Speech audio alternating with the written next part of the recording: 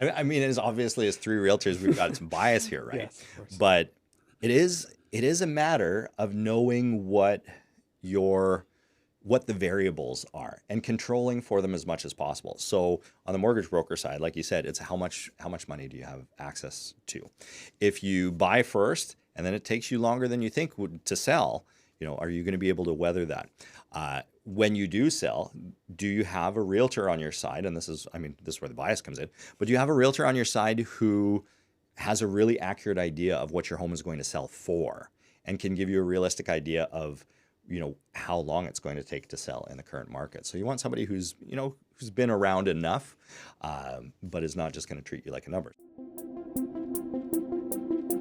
You're listening to Realtor in Your Pocket podcast. Do you want a head start on buying, selling, or renting in Ottawa? You're in the right place. Every episode brings you great advice and insight that you can keep in your back pocket until you make your move. And now, here's your host, Nick Fundytus.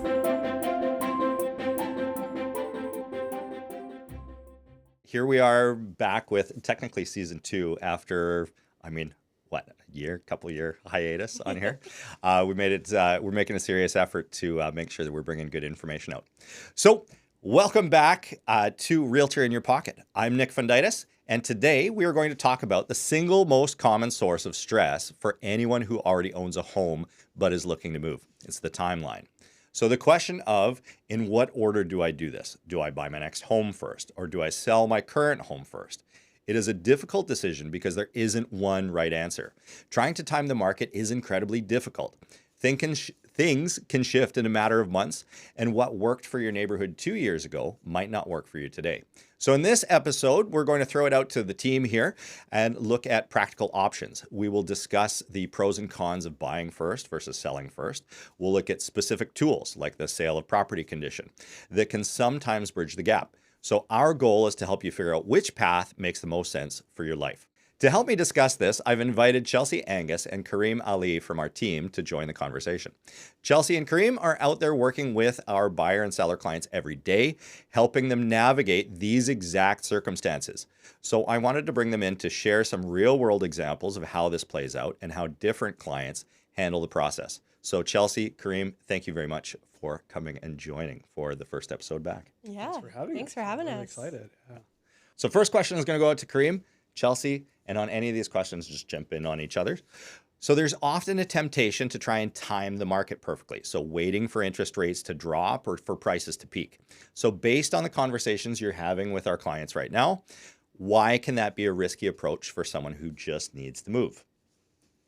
Yeah, timing the market is really hard to do, nearly impossible. And if you do it right, you'll only know in hindsight, so looking back. And I think you can only get lucky, right? There are lots of variables at play there. You have to figure out what interest rates are going to do, what demand is going to look like, inventory. If you get one of those wrong, you'll end up paying way more than you're expecting to pay for the home you want, or get priced out completely out of the market. Yeah, the kind of risk is that you end up in a situation where you're either going to own 2 homes or you're going to end up with no homes. And those are kind of the 2 big risk situations. And interest rates obviously are a huge variable there because you don't know what they're going to be like months in advance. You can only do the preparation that you can and make sure you're prepared as much as possible to be ready for the unknown. All right, Chelsea, for you. We often talk about buyers markets and sellers markets. Can you explain how the current market conditions might change a client's strategy? So does one market favor buying first versus selling first? Yeah, for sure. So just to give you an idea of like what each, means, for a seller's market, we typically see more buyers than homes available. So a lot more competition, less days on market. Things are kind of selling maybe at or a little bit above what sellers are asking for even. And it just makes it a little bit more difficult for the buyer to secure maybe the home that they really like. And then when we're looking at a buyer's market, so it's kind of the opposite, I guess you can say. You see days on market is a little bit longer. Sellers might have to, make sure their strategy really aligns with the current market. And buyers have a little bit more negotiating power just because there are more homes available. So When we're looking at both, we typically suggest, when we're working with our clients, we suggest to buy first in a seller's market just because there's more competition out there, and to sell first in a buyer's market because we want to make sure that we can manage those longer days on market. Yeah. So in essence, you're kind of taking the more difficult piece in either of those market and you're doing it first. Because in a buyer's market, it's going to be harder to, it's going to be very easy to go buy a home. Exactly. But it's going to be harder to get your home sold. So if we get that out of the way, we know that there's options out there for you. Exactly that, yeah. And then the opposite in the seller's market. Okay, Right. that makes sense. Yeah. Another one back to you. We'll talk a little bit about strategies, buying and selling. So let's start with the most conservative route, selling first. Who is this strategy usually best for, and what are the main benefits you see for a client who chooses to sell first? Yeah, so like you said, definitely the more conservative route and the lower risk route, you can say. So this option, I'd say, is best for those who need the equity from their home to buy, or those who might be a little bit more worried or less willing to take on that risk. Because definitely it's a big transaction and there is a lot of emotions that go in, especially if you're waiting for your home to sell after having already bought. Yeah, I mean, we can say that as listing agents when we have properties listed for sale. When we go home, you sort of wear that on your shoulders. You go to bed at night and you're like, why hasn't my listing sold? Yeah. And you're working with the best strategies, the best marketing that we can put out there. And I mean, our marketing is good, but sometimes things take a while. Yeah. And so you can't imagine we can imagine what a homeowner is feeling like when that happens. Exactly. I've sold a home before, and I know what that feels like when you're sitting in it, and especially when your wife is one of the other sellers and you're the listing agent. But I know sometimes when people have a certain timeline to sell, it feels everybody's motivation is going to be different though. So some people just cruise right through it and they say when it happens, it happens. Yeah. And other people are calling us every day to see why it hasn't sold yet. Exactly. Yeah. Okay. So the follow up here for either of you is it said that the obvious worry is selling quickly and having nowhere to go. So how do we protect clients from selling quickly and not having a place to land? Yeah, there's kind of a middle ground you can achieve there by having a condition of sale or a first refusal on the sale of your home as you're buying the next place you're getting into, right? This is actually effective in today's market, I find. Buyers nowadays have a bit of leverage, but they're not certain they'll sell quickly enough. So we're kind of in a balanced market right now, right? So buyers are often able to negotiate a first refusal. So should I explain that in plain terms? We'll come to it in a little bit more detail just in the tools that are in our pocket. Okay. Yeah. Sure, yeah. But the other way, I mean... Yeah, I was just going to mention another way that we have done it in the past successfully is just with flexible closing dates.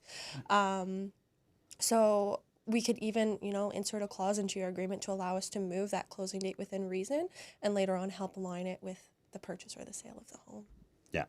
And then sometimes, I mean, depending on the market, sometimes we'll just do it with a long closing date for your house. Yeah. Because if we sell your house at 628 gains and we know that you want to move somewhere, but we give 3 months before that gains closes, it means you've got 3 months to find and close your next place, which is usually enough time, especially in a more of a buyer's market. Yeah.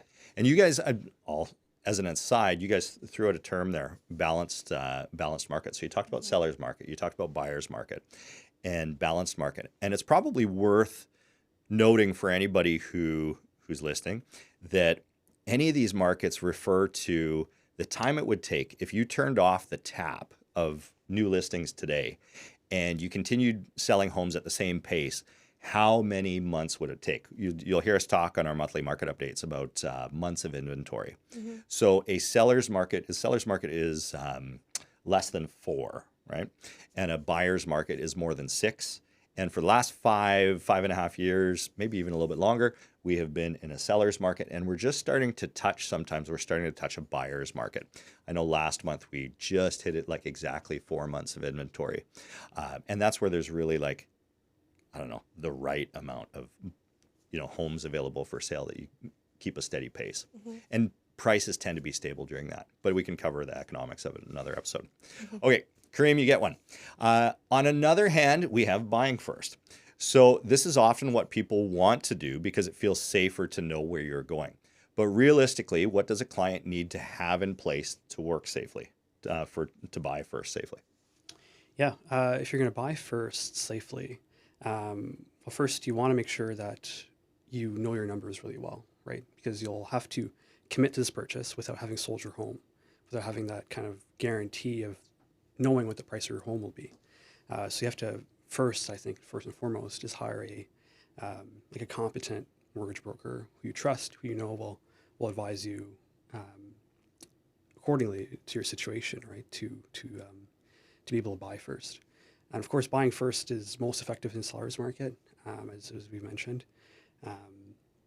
And a lot of it is again, preparation, even just talking with your mortgage broker about like personal agreements you have. I've seen people before being unable to, commit to the agreements they've had in buying a home because more like previous divorces came through and, came up to the surface there and ended up not working for them while they were in agreement, a firm agreement to buy a home. So a lot of it is just proper preparation and knowing, I guess talking to a realtor and knowing what your home is worth, right? Before you go through the. I mean, as obviously as 3 realtors, we've got some bias here, right? Yes, of course. But it is a matter of knowing what the variables are and controlling for them as much as possible. So on the mortgage broker side, like you said, it's how much money do you have access to? If you buy first and then it takes you longer than you think to sell, are you going to be able to weather that? When you do sell, do you have a realtor on your side? And this is where the bias comes in, but do you have a realtor on your side who has a really accurate idea of what your home is going to sell for and can give you a realistic idea of, how long it's going to take to sell in the current market? So you want somebody who's been around enough, but is not just going to treat you like a number. So he's somebody who's going to sit down and actually give you a real detailed analysis. And then there's other variables that like outside of real estate. So, if you're going through a divorce and you have to sell for that reason, do you know that the divorce is going to be, finalized by a certain date and you'll have whatever money you need to buy the home? Because all kinds of crazy, anybody who's listening who's been through a divorce, which is lots of people, could probably tell us stories about the crazy things that happen that are unexpected there. Sure. I've seen agreements from divorces that were, that happened years prior to the purchase come up in the financing of the buyer actually and wreak havoc in their approval, right? So the mortgage broker at times didn't catch it, but ended up being that the buyer can purchase. So even previous agreements that you've had like years ago can come effect. One little side to this is, can you just mention bridge financing and firm like gap financing approval? Bridge financing is an option for those who say you buy today and you try to sell your home and you're unable to match up the next buyer that you're finding for your current home with the closing date you have on your purchase side. That's an example of opportunity to use a bridge financing there. But what you're doing essentially is you're unlocking the equity of the home you own to bridge that gap between those closing dates. And usually there are conditions to that, of course. So the bank will include these conditions, or the lender will include these conditions to protect themselves. They'll relate to making sure that the financing, the sale and the purchase can happen. So they want a firm agreement of sale of your home, and they want a firm agreement to purchase that home that you're buying. Great. Mm-hmm. Here's an open floor question for the two of you. So there's a middle ground called the sale of, like a first refusal condition is what we call them. This allows you to put an offer on a home, but keeps the deal conditional upon selling your own house. So first of all, can you explain how this works in plain English? Yeah, for sure. So essentially in one sentence, this is a condition that lets you sell your home without fully agreeing to purchase another home. So your agreement of purchase and sale on your home that you're purchasing will be conditional upon the sale of your property now. So typically this is a bit of a longer condition. We usually see them written for 4 to 6 weeks. And during those 4 to 6 weeks, you are putting your best foot forward to sell your home. And the idea is either by or prior to the end of that condition, you sell your home firm and you're able to firm up your purchase on that side of things as well. Great. Yeah. Allows the seller to keep listing their home for sale in that time period And if the seller gets an offer that they find acceptable or better than the offer that you have, so typically unconditional, they can, begin that first refusal clause, which will give you 24 to 72 hours typically to either commit to the purchase or back away from the purchase entirely. Yeah. So it's important. I mean, it's important for somebody considering this to note is that the seller of the property that you are planning to buy has a clause. It's called an escape clause, and they're still allowed to market their house. They're still allowed to look at other offers, and if they get one that they like better than yours, yeah, like you said, they can notify you. You have a certain amount of time to decide whether you're going to firm up on your purchase or not. But sometimes you're not ready. If your house is not sold, you might lose the place that you're going to purchase. I mean, you haven't put any money into it other than, say, an inspector and your time. And I mean, maybe you're starting to get attached to it. Yeah. Yeah. I mean, which is not nothing. But you haven't paid for it yet. So somebody else can pay for it. Hey, it's Nick Fundytus. Question: what's your favorite social media platform? Are you big on Instagram? Do you Reddit? No matter where you are, I'd love for you to find me there and connect. All you need to do is type @NickFundytus and follow, and let's you and I connect. I'd love to be able to provide you the right answers, the right resources, and the right content to help you make your next move. If you send me a question, I always answer back. So subscribe, and I'll see you there soon. So this seems ideal from the perspective of a person who's moving and needs to sell their house. So isn't this an option in every scenario? So when do sellers usually say no to a first refusal? Yeah, so from past experience, it's harder to get accepted in various, scenarios. One of those is if it's a seller's market, right? So if there's a lot of buyers out there searching for a home, lots of viewings, the expected days on market is expected to be shorter. It will be a bit harder or challenging to get that accepted in your offer because some of the other buyers out there seeing this home as well and who are interested in this home may not need that condition in their offer, right? So it automatically will set you just a little bit lower compared to those others. But I think, that's the biggest one. It also can limit the negotiation power for a buyer as well, as I've seen. So if you're including this condition in your agreement of purchase and sale, odds are the seller will be a bit more firm on their price just because, they're giving you something, so they're expecting a little in return, I guess you can say, or look at it that way. So in order to accept a conditional a first refusal condition from you, right? A seller says, well, it better be a good offer right. in all other respects. Yeah.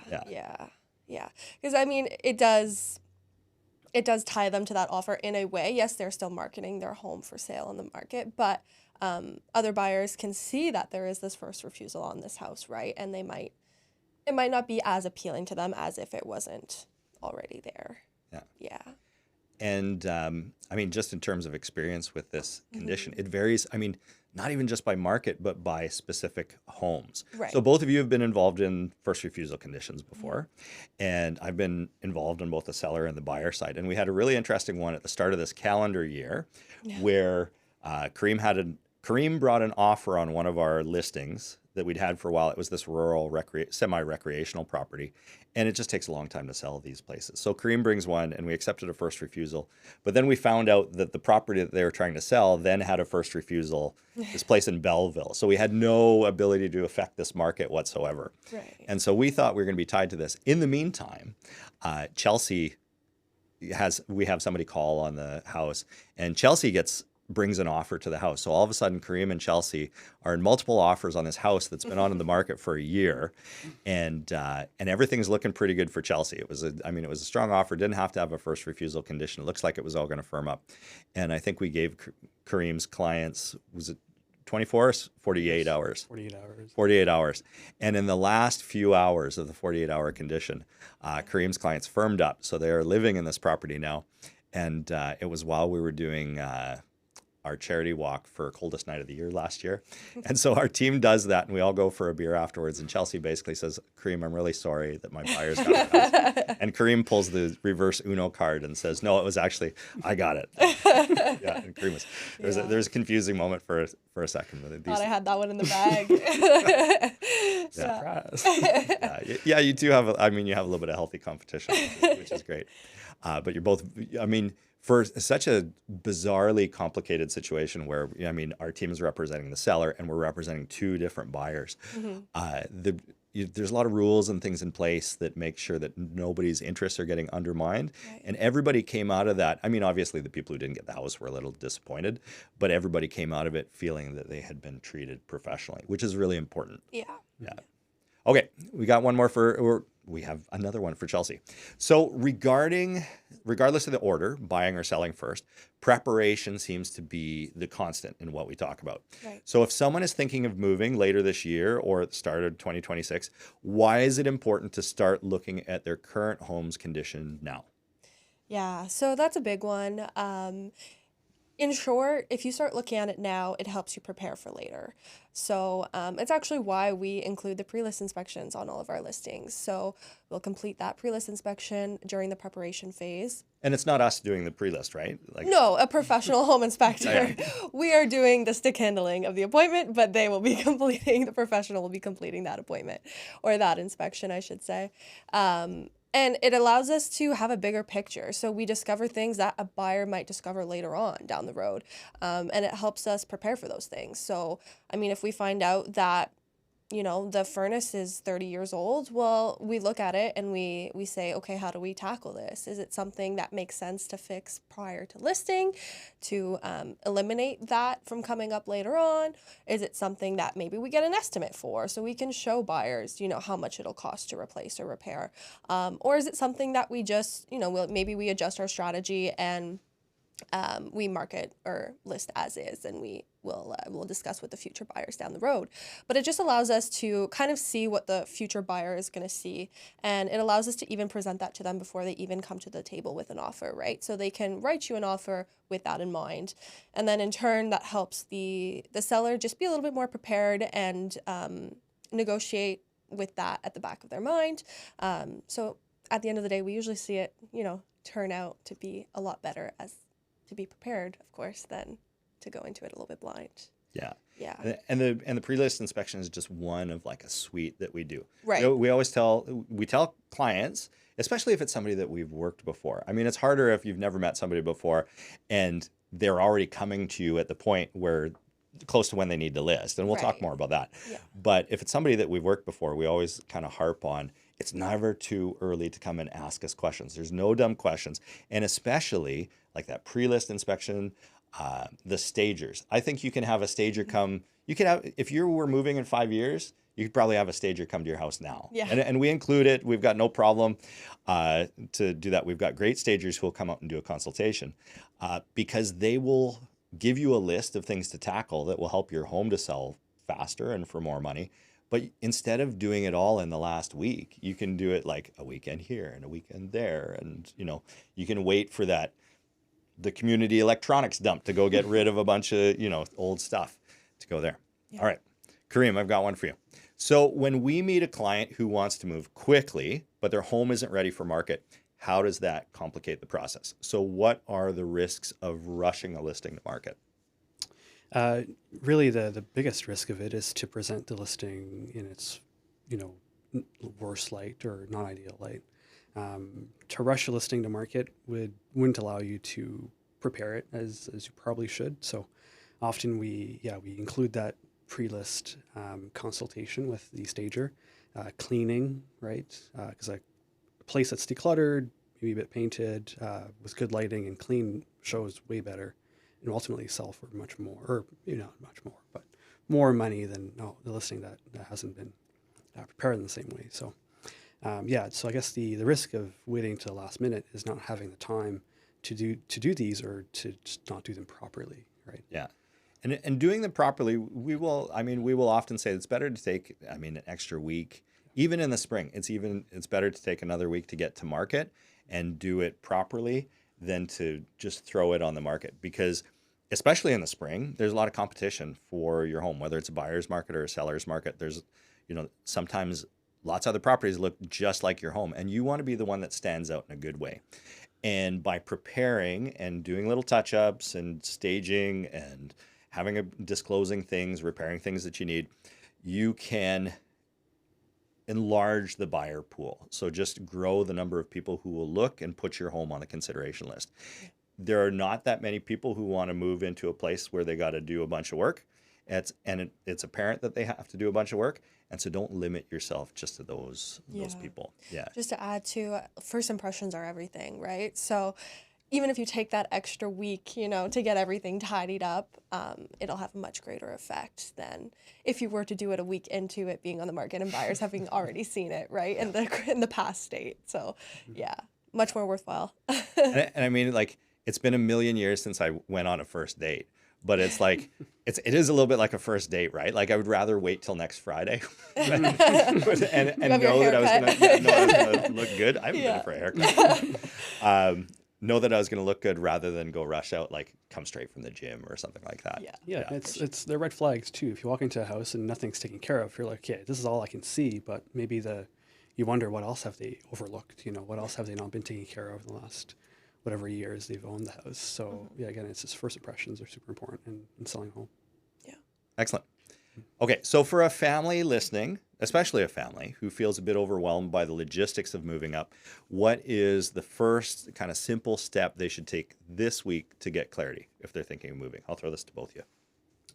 Yeah, I'd say the biggest and most impactful first step that you can do is find a realtor who you trust and find a mortgage broker that you trust. And talk to them both. That way you can start seeing what your home is worth, and you can talk to your mortgage broker to see what you can afford. And that'll just open up a lot. It'll give you a lot of clarity and open up a lot of next steps for you. Yeah, those people are connectors, right? Like realtors and mortgage brokers are connectors. So they'll put you in touch with the right people to set you up for success, really, for a smoother kind of transition from your current home to the next one. Yeah. And I mean, obviously in Ottawa, that means that you go call you or me or you here, you should call Karim Ali or Chelsea Angus or Nick Fundytus if you want to make a move. If you're in some other town, I mean, you can call whoever you want. We actually know really good realtors in a lot of cities across Canada. So if you want to, for some reason, if you're listening to this in Okotoks, Alberta, and you want a recommendation there, I can give you somebody. But talk to those people first. And if you're interviewing a few realtors, go interview a few realtors. There's no harm in reaching out early, and any realtor that tells you don't need to talk to them yet, that's maybe a good sign that they're not going to take the approach like they're just going to throw your listing on when it's time. So go talk to somebody who wants to freely give you information and give you the right steps. We're always happy to help answer your questions if you're looking to make a move, or even if you're just like wondering how the whole process works. We very much welcome any questions or comments on this episode. And of course, if you have moving questions, you can reach out to Chelsea or Karim or myself. So just as a way of closing out our first episode back here, thank you very much, Karim and Chelsea, for coming on. I really appreciate you guys taking your first time as podcast guests in the studio. Now, if you take one thing away from today, it is that you have options. So whether it is negotiating a longer closing, using something like bridge financing, or looking at specific conditions in your offer, you don't have to figure it out alone. It is never too early to ask questions. And if you're thinking about making a move, let's sit down, look at your specific numbers, and build a plan that keeps your stress levels down. We can never take your stress away completely, but we can certainly keep it manageable. You can find links to our articles on timing the market and buying when you have to sell in our show notes for a deeper dive, or on our website at nickfundytus.ca. So I'm Nick Fundytus. This is Karim Ali. This is Chelsea Angus. We're the Nick Fundytus team. And this is Realtor in Your Pocket. Thank you very much for listening and watching. Thank you. Thanks. What is people first when it comes to real estate? After all, we're buying and selling properties, so is it really about people? People first just means that people are more important than properties. It means that at the heart of every move, there's a human story. And that's why my team and I have to be excellent for you every time you buy or sell a home. That's why we take so much time to educate all our clients on the market and on the process.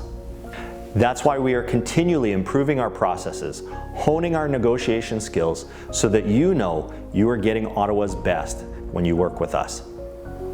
That's why we stay in touch year after year with our past clients, because I believe, and we believe as a team, that being a business in Ottawa means that we have an obligation to our community, to improve it, to serve it, and to connect the people who live in it.